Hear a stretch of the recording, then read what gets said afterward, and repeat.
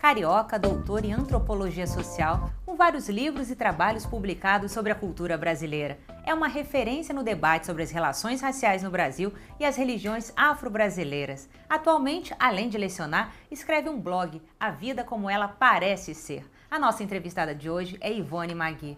Ivone, como surgiu o seu interesse pela antropologia? Bom, para falar disso, eu tenho falado muito sobre a minha vida. Depois que a gente chega numa certa idade, a gente fala um pouco sobre a sua trajetória, biografia. E quando a gente fala na primeira pessoa, pode parecer que é uma coisa totalmente individualizada, né, minha, mas na verdade, como eu faço parte de uma geração, o que eu falo sobre mim é um pouco o que foi a minha geração, né? Então, a minha geração entrou na antropologia pela porta dos fundos da sociologia.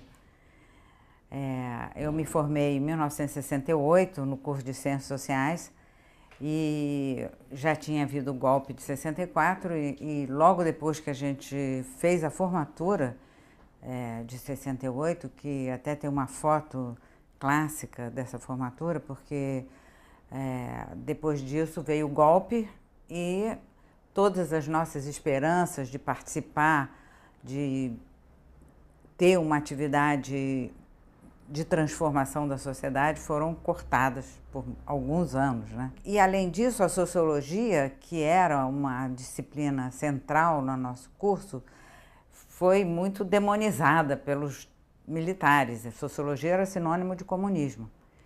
E nesse ano que a gente se formou, criou-se no Museu Nacional o primeiro programa de pós-graduação nos moldes que hoje a gente conhece, modernos e tal. E era um curso de antropologia social, não de sociologia.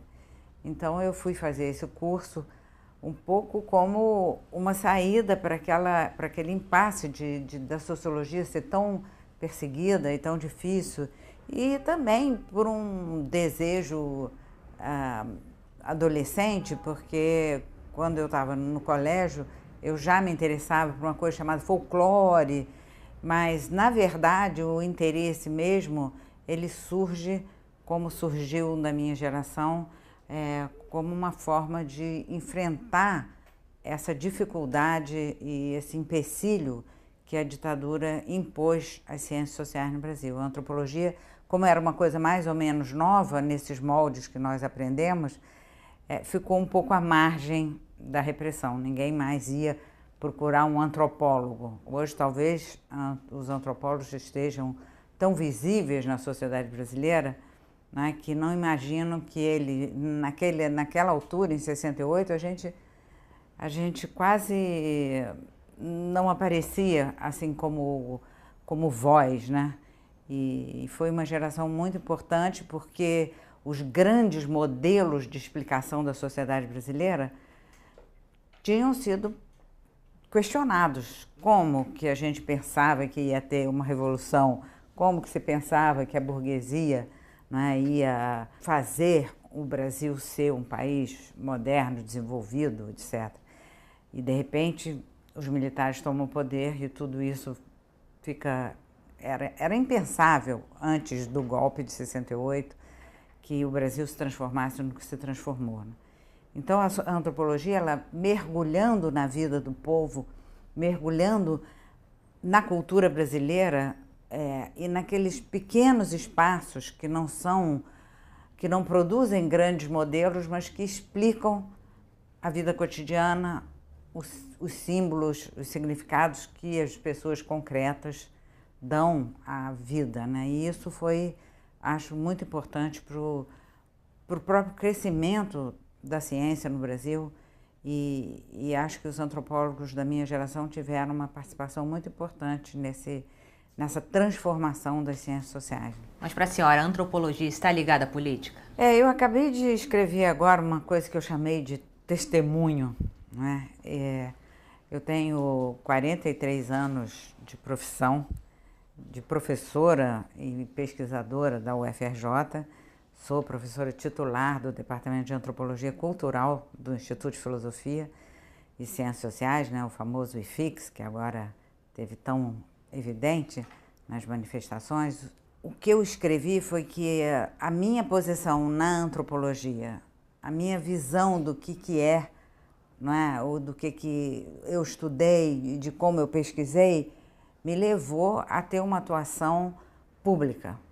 Mas eu não posso dizer que uma coisa é diferente da outra, que uma coisa é política e a outra é ciência. Se eu tiver tempo para falar sobre isso, eu vou tentar resumir. Eu comecei estudando um terreiro de Umbanda. Escrevi um livro chamado Guerra de Orixá.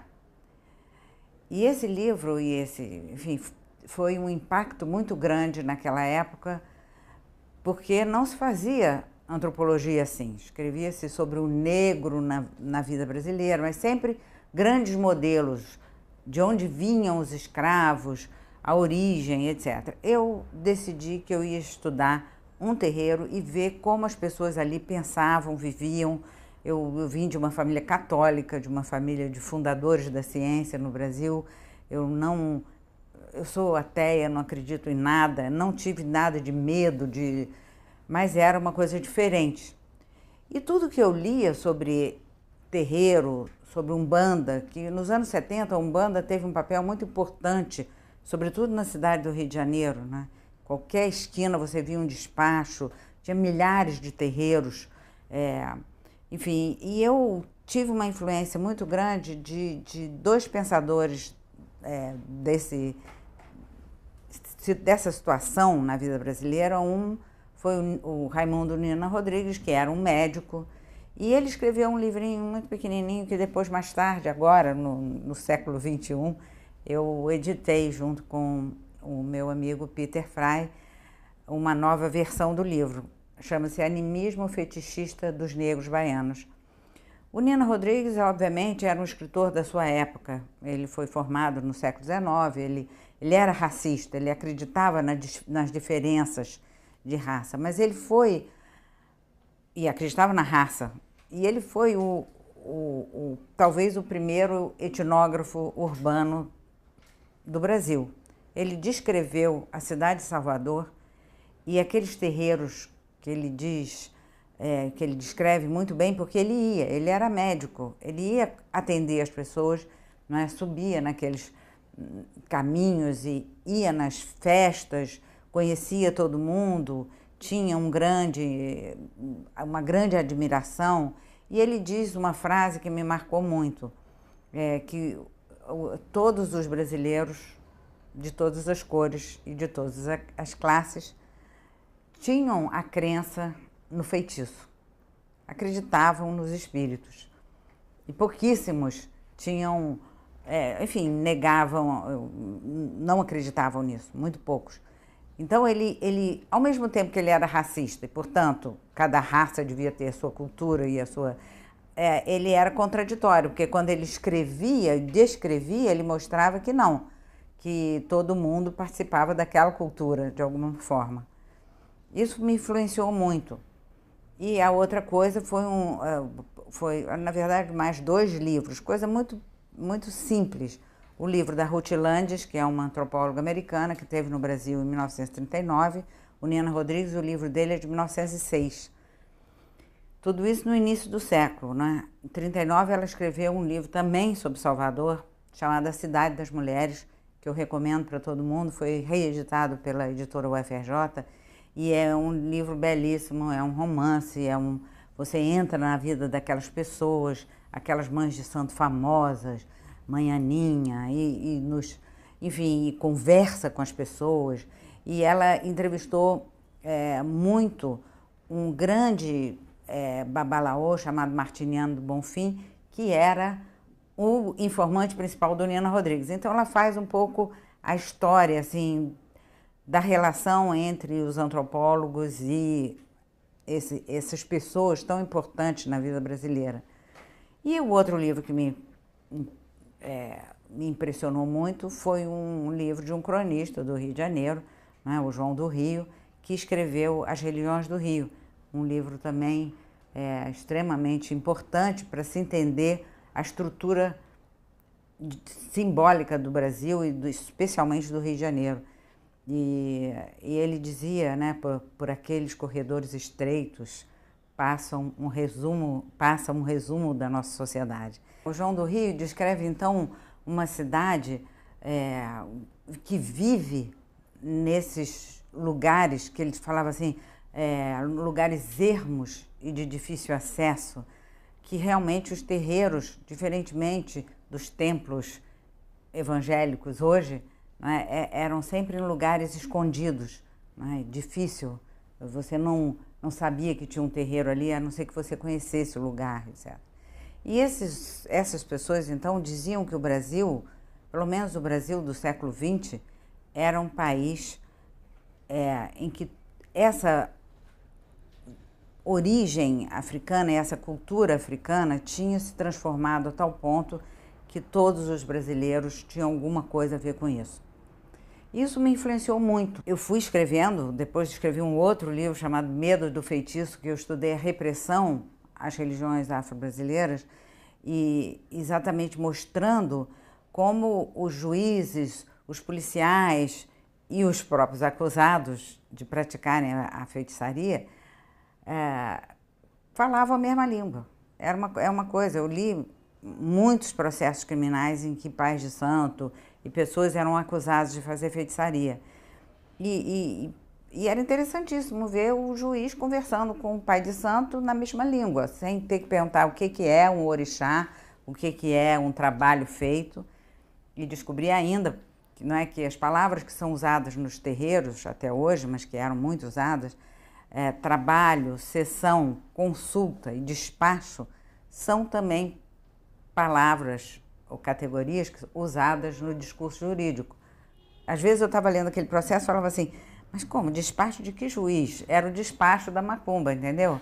Então, eu vi que havia, e a minha perspectiva diante das religiões afro-brasileiras é de que havia, pelo menos no século XX, né, uma crença que perpassava toda a sociedade. E de modo que a minha inserção na vida pública futuramente aconteceu no alvorecer do século XXI, quando políticas públicas voltadas para a raça começaram a me espantar. Aquele Brasil que eu achava que era um Brasil que gostava de pontes e não de margens, de aliança, de união entre as pessoas, estava sendo posto em questão e no seu lugar estava sendo proposto um novo modelo, que era o modelo de uma sociedade dividida em grupos estanques. Mas nesse modelo novo proposto que a senhora está falando, você acha que as religiões afro-brasileiras vinham perdendo prestígio? Eu acho que elas vêm perdendo posição na sociedade, né, desde o final do século XX, mas sobretudo no final dos anos do século XX e início do século XXI, mas sobretudo o que houve da parte do Estado brasileiro foi a opção por um caminho que não era o caminho brasileiro.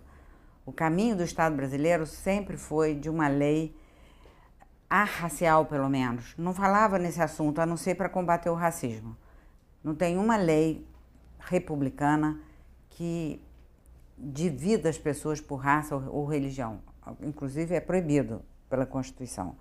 Então, quando propuseram as políticas de cotas, eu achei que todos os antropólogos iam se espantar com isso. Afinal, então, o país não é mais o país do encontro, né? O meu colega Peter Frey chegou a dizer, num artigo que ele escreveu em 2000, que o Brasil era um país no qual as cotas iam parecer nauseabundas, uma coisa que, para nós que temos famílias misturadas,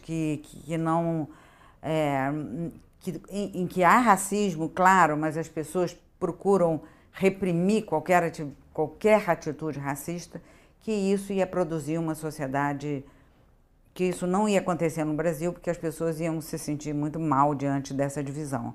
O que ocorreu nesses últimos 13 anos foi que eu me envolvi nessa questão exatamente porque eu pesquisei dessa maneira os cultos brasileiros. Hoje, as religiões afro-brasileiras são vistas como religiões de matriz africana. Eu sempre pensei as religiões afro-brasileiras como afro-brasileiras, ou seja, os brasileiros construíram uma cultura aqui na colônia que era surpreendentemente rica.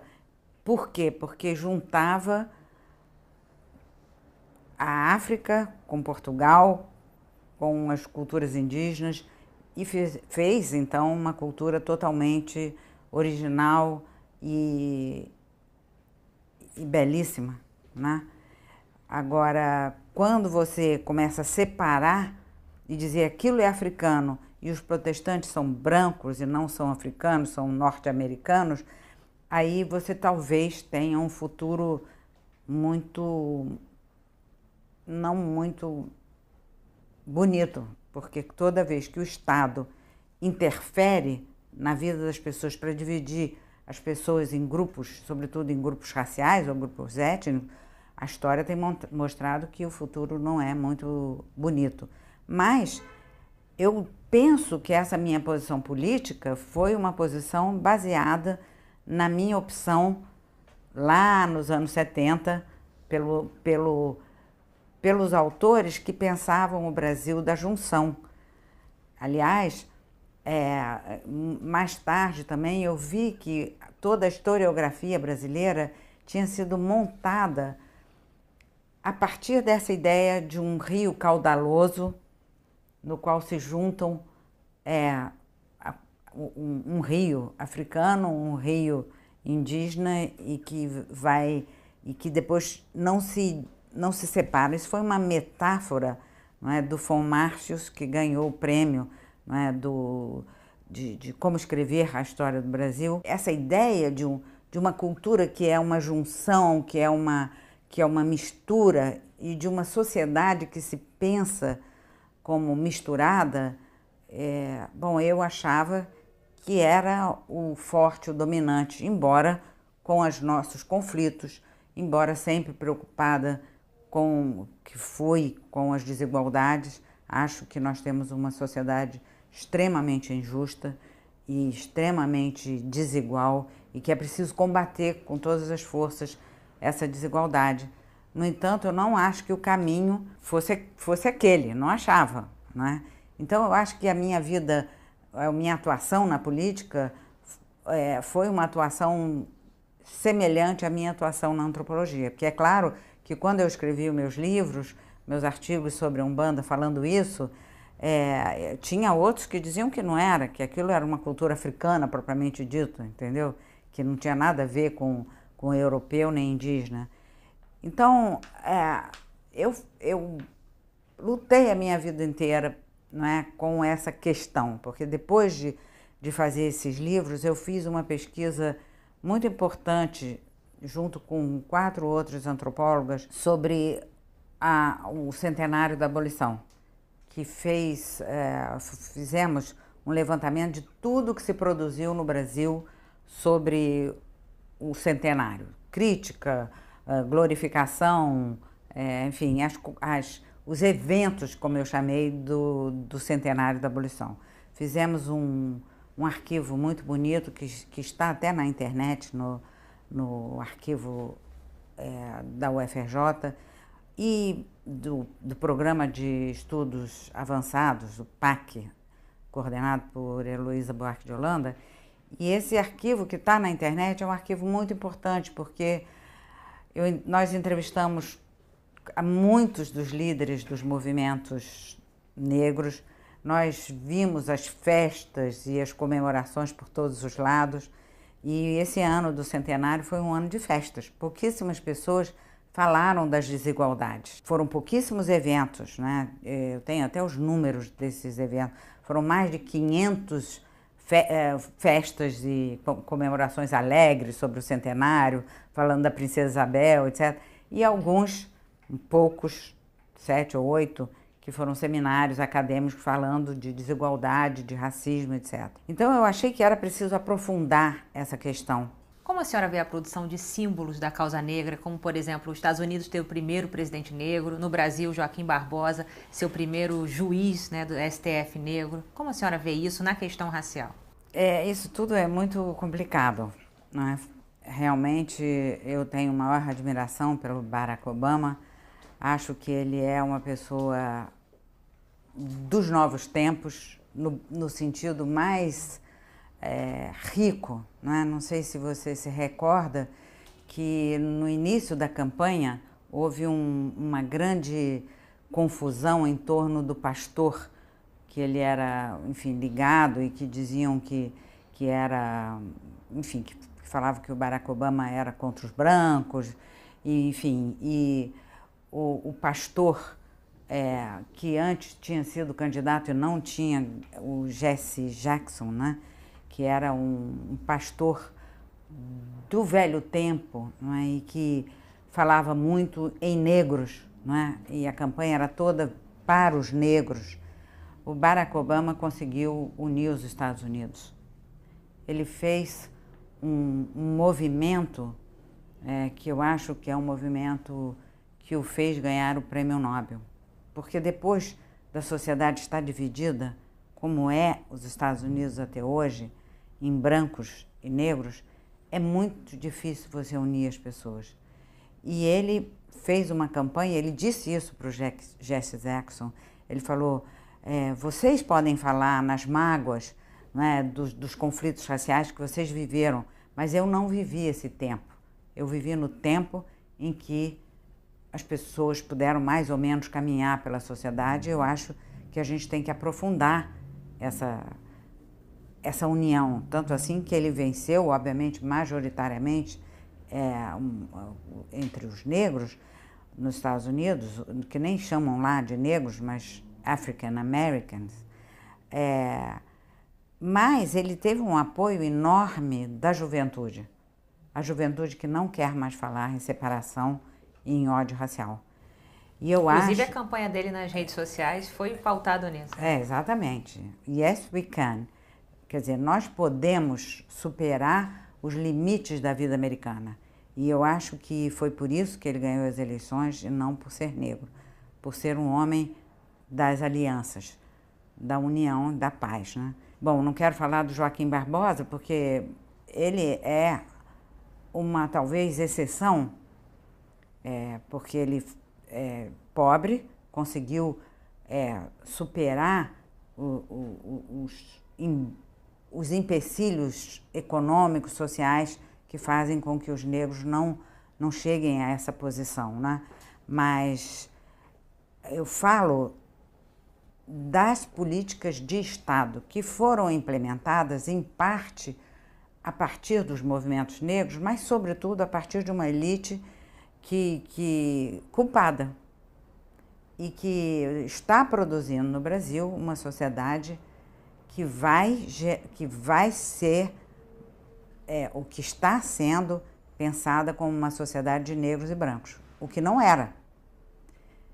Vimos agora, recentemente, não é, uma coisa muito triste, que foi um candidato ao Instituto Rio Branco, né, ao Itamaraty, que se declarou afrodescendente, que é assim que é o termo usado lá no edital do concurso, e houve uma grita porque o cara era branco de olho azul. Bom, verde, aliás, um rapaz lindo.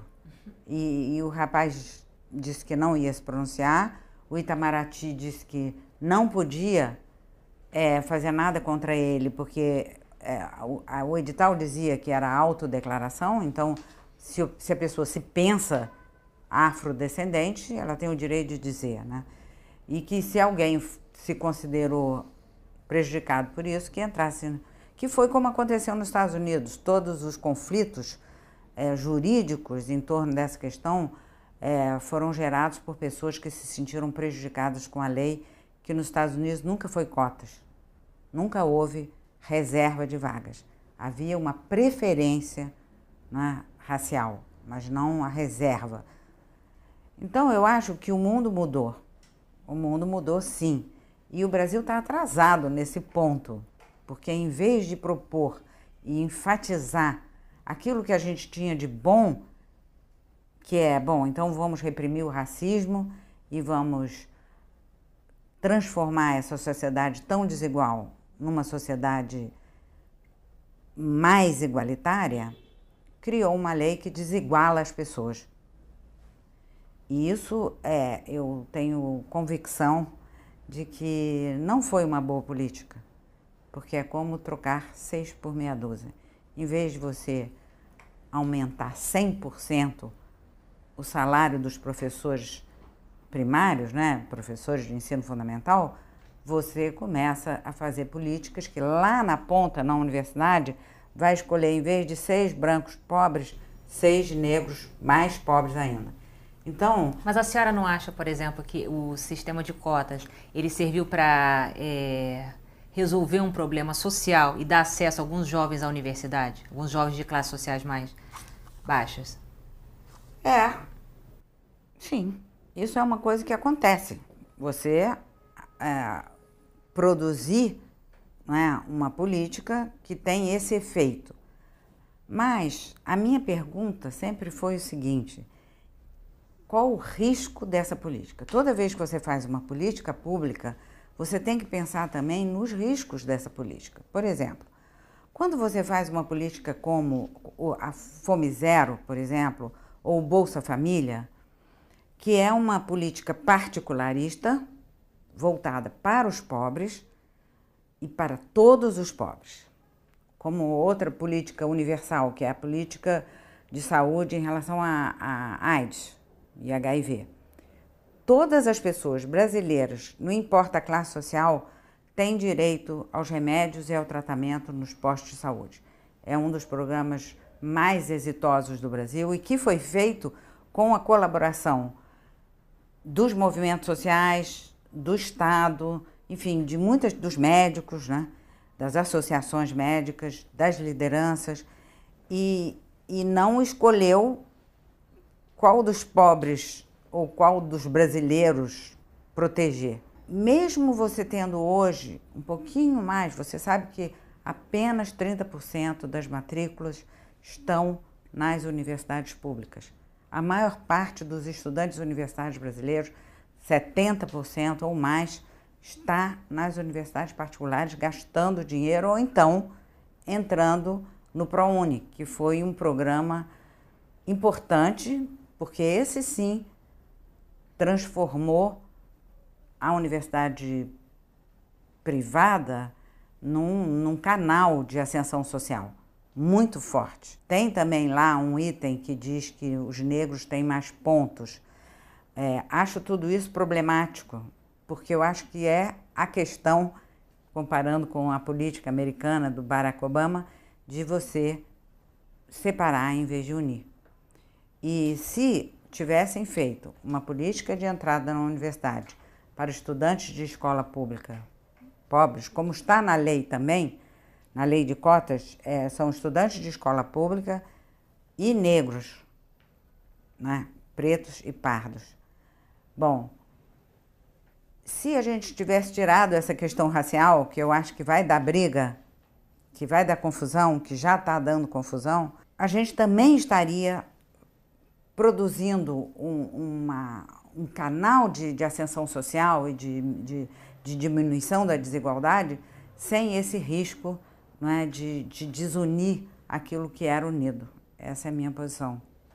Então, eu digo que nós fizemos esse projeto sobre a abolição e no ano seguinte, ou alguns anos depois, eu fiz um outro programa que foi um programa de pesquisa em que eu trouxe muitos pesquisadores estrangeiros e alguns brasileiros para estudar a questão racial. Foi um projeto financiado pela Fundação Rockefeller, que era um projeto interessantíssimo, porque a gente, trazendo esses estrangeiros, a gente viu qual era a diferença entre o Brasil e esses outros países. Estados Unidos, Canadá, Suíça, vários países e vários estudos sobre a África do Sul, etc., que o Brasil não tinha uma lei racial. O Brasil republicano se negou, e depois da abolição, a criar uma lei racial, muito diferente dos Estados Unidos, da Inglaterra em que as pessoas foram divididas legalmente. Isso não quer dizer que o Brasil não seja um país que os negros estejam menos, tenham menos oportunidades, estão todos em posições inferiores, ou grande parte. O que eu me bato é porque esses países que criaram leis raciais, como a África do Sul, os Estados Unidos, a Inglaterra, a Índia, enfim, só para falar de alguns, são países que lutaram ou têm que lutar muito para abolir isso. A gente vê na África do Sul. Apesar de todo o esforço do Nelson Mandela de fazer uma nação, é muito difícil criar uma nação quando a nação foi repartida, dividida com suor, lágrima e muito sangue, né? A senhora passou um tempo na África pesquisando, chegou até a trazer alguns estudantes africanos aqui para o Rio de Janeiro. A senhora acha que esse preconceito atravessa fronteiras? Como a senhora vê, por exemplo, a questão dos médicos estrangeiros virem trabalhar no Brasil? Então, foi muito boa essa pergunta, porque foi com esse programa e essa minha estada na África, eu passei 3 meses lá e depois fui durante 3 anos seguidos selecionar os alunos que vinham fazer ciências sociais no IFIX, porque o Moçambique, quando ficou independente, era um país socialista. Então, eles não tinham curso de ciências sociais. Eu trouxe, ao longo de 5 anos, 20 estudantes moçambicanos que vieram, fizeram a graduação e depois fizeram mestrado, doutorado, são hoje professores da Universidade Eduardo Mondlane, que é a universidade mais importante de Moçambique. E eu senti, ao longo do tempo que eles ficaram no IFIX, que foi difícil a integração, né? Porque, embora os brasileiros sejam muito abertos e recebam os estrangeiros com uma certa facilidade, há também uma espécie de medo, não é? Talvez medo do desconhecido. Houve alguns problemas na interação desses africanos com os brasileiros, da parte dos brasileiros. Da parte dos moçambicanos, acho que não, acho que eles adoraram o Brasil. Mas em relação aos médicos, acho que é uma saída, não é? Porque os médicos brasileiros, em geral, mais bem posicionados socialmente, porque para entrar na faculdade de medicina você tem que ser de classe média alta, né? Tem dificuldade de ir para uma cidade do interior. Por quê? Porque não tem nada, não tem nenhuma infraestrutura. Como é que um médico pode sobreviver naquela situação ali sem nada? E esses médicos são médicos que têm experiência de crise, né? de países como o Haiti, muitos deles, a própria Cuba, né? Que tem uma precariedade enfim, de alta tecnologia na medicina, etc. Então, acho que foi uma ideia interessante, né? E o preconceito, eu acho que não é contra os médicos que eram estrangeiros, mas o que aconteceu foi uma atitude corporativista. Como agora vocês vão aceitar médicos estrangeiros sem o diploma regulamentado pelo Brasil? Isso é uma questão que veio lá desde o Nino Rodrigues, porque quando se regulamentou a profissão de médico e de todas as outras profissões, mesmo que o cara tenha feito um doutorado em Harvard, os brasileiros têm que reconhecer aquele doutorado como um doutorado válido para o Brasil. E isso eu acho que é uma coisa burocrática que não tem nada a ver, entendeu? Mas é assim. Então, eu acho que tem essa dificuldade, que é uma dificuldade da corporação dos médicos. E mais, eu acho que mostrou um outro lado da vida brasileira, que é como a burocracia está tão introjetada, né? Porque nessas regiões que eles estão indo, não tem ninguém para nem passar um unguento, uma aspirina, não é? E você nós temos experiência na cidade de salvar pessoas, né? De gente que basta você ter um mínimo de conhecimento do corpo humano que você pode salvar uma criança que está engasgada ou... Enfim, então eu acho que é válido essa política e a gente vai ver se os brasileiros têm realmente esse preconceito, né, com os médicos, porque muitos desses médicos cubanos são negros. Se será uma xenofobia ou se eles abrirão as portas, né, porque estão realmente necessitados de uma palavra, de um apoio, de uma pessoa que muitos até olhando a situação da cidade que eles foram, da vila, sei lá de onde, negaram e saíram. Então eu não sei se eu não conheço muito a situação para muitos médicos são contra e as próprias associações são contra essa, mas eu não acho que seja um preconceito racial. Há uma certa pressão da corporação, né, dos médicos brasileiros de reserva e, enfim, vão pensar, bom, amanhã ou depois esse cara sai lá de Queimados e vem abrir um consultório em Copacabana. Mas eu acho que os brasileiros, em geral, são pessoas que recebem a diferença com muita alegria, sabe? E a senhora leciona no IFIX, que é um dos pontos de encontro dos manifestantes. Como a senhora vê essas manifestações tomaram conta das ruas nos últimos meses e essa relação do poder público com a sociedade? Então, eu ultimamente fiquei muito impressionada, porque acho que tenho escrito bastante sobre isso, porque acho que são novos tempos. Eu confesso que eu vou dizer aqui é tudo que da minha experiência vivida e não de pesquisa aprofundada. Eu fui numa das passeatas estimulada pelo meu filho e eu falei, mas poxa, será que eu tenho força? Claro, vai ser ótimo e tal. Eu fui esse da Presidente Vargas e fui com 2 amigos. Eu talvez fosse a mais velha, eu e o meu amigo, ali no grupo que eu estava. E eu fiquei espantadíssima. Como é que se juntou aqueles milhares de jovens, porque eram muitos jovens. A maioria estudante universitário, mas eles não disseram de que universidade. Não era universidade pública, tinha, mas a maioria de universidades particulares. O que eu vi foi que foi um momento tão especial da vida brasileira, tão único, que a gente sempre falou, o brasileiro não reclama de nada, está sempre passivo, e começou com uma coisa tão simples. Um grupo de meninos do Sul resolveu lutar pelo passe livre e diminuição do preço das passagens de ônibus, né, em São Paulo, e foram reprimidos com muita violência. E acho que isso produziu uma centelha, como se fosse uma pulsão incontrolável dos brasileiros, todos, em todas as cidades.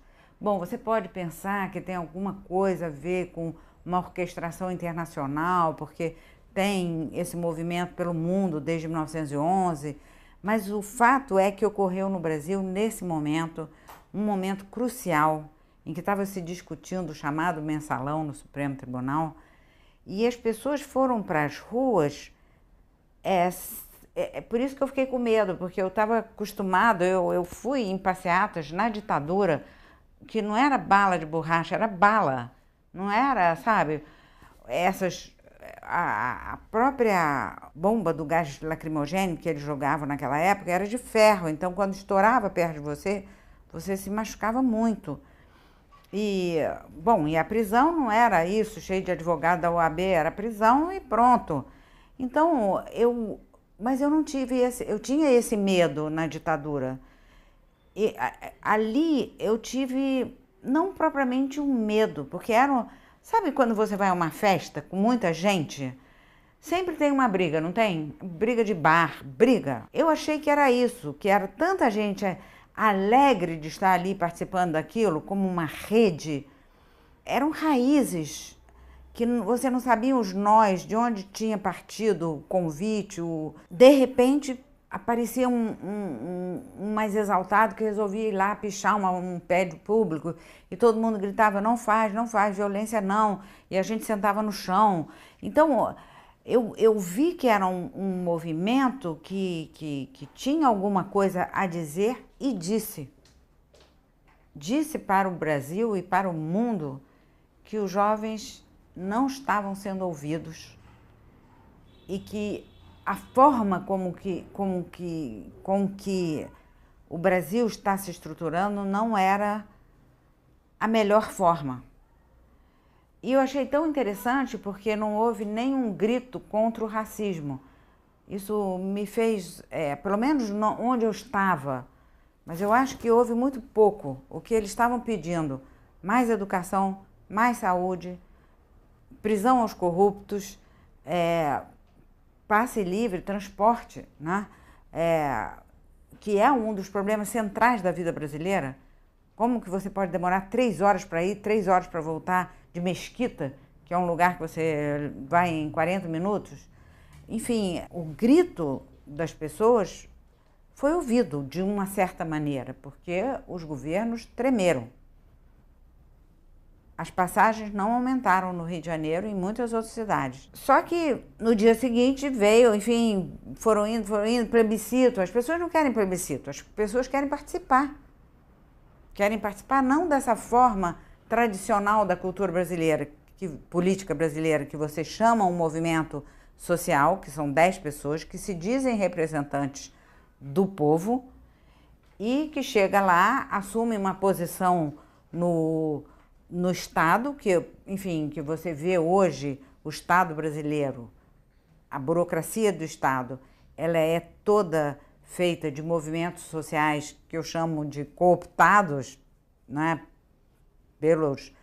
pelas lideranças, e que estão ali fazendo a política que eles acham certo e que eles se acham representantes do povo, mas eles não são representantes do povo, como nós vimos nesses dias. Há uma espécie de deslizamento de tudo, né? E eu pensei muito, porque, enfim, convivo muito com pessoas jovens, que eu tenho um filho de 33 anos, que é artista plástico, que tem um movimento, está no movimento de um coletivo de arte, que é um coletivo que pensa essas questões urbanas e que interfere na vida a partir dessa ideia de rede. E, enfim, eu também tinha lido Castells e tinha sido uma colaboradora da Ruth Cardoso, que foi uma grande incentivadora dessas redes, né? Ela dizia uma frase que veio o tempo todo na minha cabeça no dia lá da passeata, que era o povo desorganizado precisa se manifestar. E foi isso que eu vi. Não tinha liderança, não queriam líderes, não queriam partidos, expulsaram pessoas do PSOL que estavam ao meu lado. Não queriam jornalistas, coisa que eu fiquei espantadíssima, porque na minha juventude, se você tinha eu fui foca de jornal em 68, né? Logo depois do golpe, ou 67. Então, eu vi como a imprensa era importante, como ela era chamada e como ela sofreu com a repressão, né? Então, quando eu vi aqueles meninos batendo num jornalista, sabe? Queimando carros da imprensa, batendo em jornalistas, eu fiquei muito sentida, sem entender o que era aquilo. E eu vou até dar um exemplo que o meu filho deu ontem, num debate que nós tivemos, para pensar formas de atuação, porque ao lado dessas manifestações e dentro delas, surgiu também um grupo que é tão misturado, que tem tanta gente de todos os tipos, todos os lados, violenta, que quebra coisas, chamados black bloc. Então, me impressionou muito isso. E o Domingos Guimarães, que é o meu filho, falou, olha, eu vou fazer uma comparação com o Maracanã. Eu sempre fui aos Jogos de Maracanã e eu fico na coluna 38, que é onde vão aquelas pessoas que não são de uma torcida organizada, não estão ali para jogar fogo na outra torcida, nem para bater, nem para brigar. Estão ali num canto para ver o jogo e curtir o jogo. E essa coluna, isso me acalmou muito, porque sempre quando meu filho vai para esse Maracanã, eu sempre, desde que ele tem 13 anos, ele vai sozinho ao Maracanã. E eu fico sempre aquela mãe, né? Caramba, o que ele está fazendo? Até que essa explicação dele ontem me deu uma paz, sabe? Até em relação às passeatas e às manifestações, porque ele diz assim, olha, a torcida organizada faz barulho, grita, bate, mas há um grupo que se relaciona com a torcida organizada, porque também torce pelo Flamengo, mas não está ali a fim de matar a torcida do Fluminense. Está ali para ver o jogo. Ele acha que a manifestação tem esse cunho, não é? De que são coisas que se entrelaçam, são pessoas que se dão, são amigos, mas uns estão na torcida organizada, querem destruir o Estado, querem quebrar os bancos, e outros querem só ir para dizer o que pensam. E o Estado brasileiro e a sociedade brasileira terá que se pensar, porque o fato de ir naquelas manifestações fez com que as pessoas pensassem. Acho, não só ir, ouvir, ver na televisão, ver no Mídia Ninja, nessa reunião na qual nós fomos ontem, tinha um representante de uma comunidade recém-pacificada, e ele disse que ele fica madrugada até as 3 da manhã vendo Mídia Ninja, porque ele quer ver e pensar através de outros canais, que não esses canais tradicionais da televisão, e que também tiveram que se modernizar, e que enfim, a própria Globo News colocou jovens também na rua, obviamente que não é um aparelhinho de televisão, de telefone ruim, é uma câmerazinha melhor, mas o fato é que está ali, falando, olha, agora eles estão me batendo, eu vi tudo isso na Globo, no Jornal Nacional. Então, o que aconteceu? A sociedade de rede, que é a sociedade que a gente vive hoje, porque a gente se comunica, né, de uma forma em rede, né? Hoje em dia você não tem mais que pegar uma carta, ir no correio, botar a carta, comprar o selo. Isso não quer dizer que você vai aprender coisas no Facebook. Você não vai, porque o Facebook e essas comunicações em rede são um pouco reiterativas. Eu fico amigo dos meus amigos, então eu vou ouvir o que os meus amigos dizem. Eu não estou dizendo que isso é uma coisa, uma salvação, mas é um mundo novo. E é preciso a gente compreender esse mundo, e compreender, inclusive, essas pessoas que estão aí quebrando os bancos, as lojas. Por que elas estão fazendo isso? Isso me espanta muito. Uma sociedade como a nossa que, enfim, sempre teve quebra-quebra, né?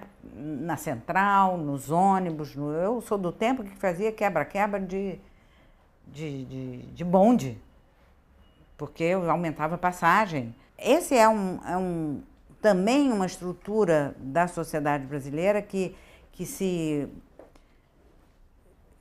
mostrou nesses dias, mas eu acho que a gente tem que pensar e conversar. Eu estou assim, muito entusiasmada para conversar. Não encontrei ninguém ainda do quebra-quebra, do Black Bloc. Eu quero conhecer, entendeu? Eu quero saber que aquele... Não o líder, o cara que tem ligações com o Antônio Negri, que leu os anarquistas. Não, eu quero um menino desses que tem 20 e poucos anos. Bota a camisa na cabeça. E vai, porque achou legal fazer isso. Por quê? Por quê? A gente não sabe.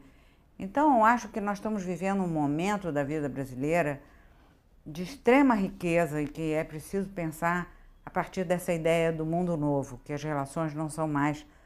Talvez, para minha geração, isso seja muito difícil, mas acho que nós temos que fazer um esforço, né, de não pensar com aquela cabeça de partido político, de organização com uma liderança. Eu fiquei muito com medo naquele dia da manifestação, Porque eu falei, para onde a gente vai agora? A gente estava assim na boca, quase fomos, sabe? Era um bando de 3 velhinhos, entendeu? Só mais velho que eu, acho que tinha uns caras do PDT com o negócio petróleo é nosso, uns velhinhos assim de cabeça branca. Mas a gente conseguiu sair de uma forma razoável, senão a gente ia ter que enfrentar muita violência da parte da polícia, da parte dos manifestantes mesmo, porque se a briga, enfim, eu não posso falar essa palavra, mas se a briga está rolando e os caras com um pedaço de pau na mão e tal, pode sobrar para mim. Mas o que significou tudo isso? Eu acho que fez a gente pensar. É como a coluna 38, eles estão ali para pensar, eles têm alguma ligação, eles estão ali para ver o jogo e para entender o jogo, né? Eu vejo a diferença entre o meu filho e o meu marido vendo o jogo do Flamengo. O meu marido fica enraivecido e tal. O Domingos fica pensando uma saída, falando, não, tem que botar fulano, tem que tirar esse cano. Ele fica pensando o jogo. E eu acho que é isso que essas manifestações produziram. A gente tem que pensar o Brasil de uma outra forma. E talvez a gente esteja conseguindo pensar dessa forma porque o Brasil melhorou muito. Né? Nós temos uma enorme desigualdade, um país extremamente injusto, as pessoas ficaram extremamente decepcionadas porque depois de tanta gritaria, tanto dizer ouça-nos, o Supremo Tribunal acaba, enfim, de alguma maneira não correspondendo ao desejo do povo, que era ver aquelas pessoas presas. Então eu acho que essas manifestações foram uma espécie de suspiro. Vamos pensar, quem sabe não pode mudar, entendeu? Quem sabe a justiça não pode ser mais igualitária, as prisões menos injustas, não se falou de prisões também, mas talvez porque os brasileiros vivam sempre pensando que o criminoso merece mesmo morrer, mas é uma reivindicação. Como é que você pode ter pessoas tratadas como animais nesses presídios tenebrosos porque roubaram uma bicicleta, porque, enfim. Então, acho que esse suspiro da sociedade brasileira é preciso ser muito bem refletido, e ainda bem que tem muita gente pensando, e eu acho que o próprio governo começou a ter que refletir, né? E todo mundo diz, agora os royalties de petróleo para educação e saúde, mas isso é uma coisa para inglês ver. Será que é para inglês ver? Será que a gente não tem alguma possibilidade de atuar? Por exemplo, agora tem uma discussão sobre o aumento do salário dos professores municipais no Rio de Janeiro. Por que não pode? Por que não pode aumentar 100%? Agora me pergunto. Ninguém mostra uma tabela. Quantos professores são? Ninguém sabe. Talvez o César Maia, eu não vi ainda o blog. Mas é impressionante isso. Por que não? E aí você faz um novo Maracanã e gasta 1 bilhão. É isso que os jovens estão dizendo, sabe? 1 bilhão não, nem sei quantos bilhões, né? Os jovens estão dizendo, por que nós não podemos, e os nossos representantes não podem levar as nossas reivindicações, que é por uma justiça social melhor. Ivone, para terminar, por que a senhora tem um blog com o nome A Vida Como Parece Ser? Eu vou te dizer que esse não foi um título que eu dei. Eu fui convidada para participar desse blog no G1, que tem sido uma grande alegria na minha vida, porque eu não sou uma pessoa de escrever, eu escrevo com bastante rigor e dificuldade. Mas quando me convidaram, eu achei uma ideia fantástica de participar, poder participar não só... Eu gosto muito de falar, os meus livros têm uma linguagem muito simples, eu gosto muito de me comunicar com gente de todas as classes e vivi muito nos terreiros da periferia do Rio, tenho muitos amigos de comunidade e tal, então eu sou uma pessoa que gosta de falar para mais pessoas e o G1 me permite expandir o meu mundo, né? E mesmo recebendo aquelas às vezes, críticas muito violentas dos meus leitores, que não são muitos, mas são de outra classe, eu nem conheço, não vejo o rosto.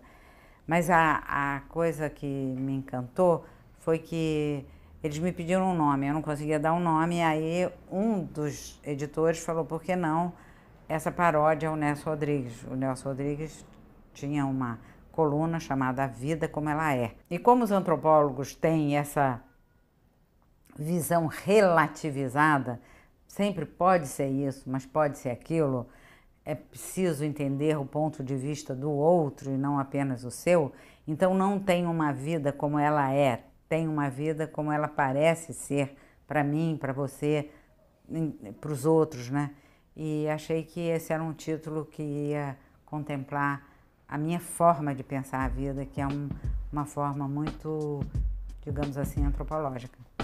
Obrigada. Obrigada a você, obrigada à TV Câmara pela oportunidade de falar.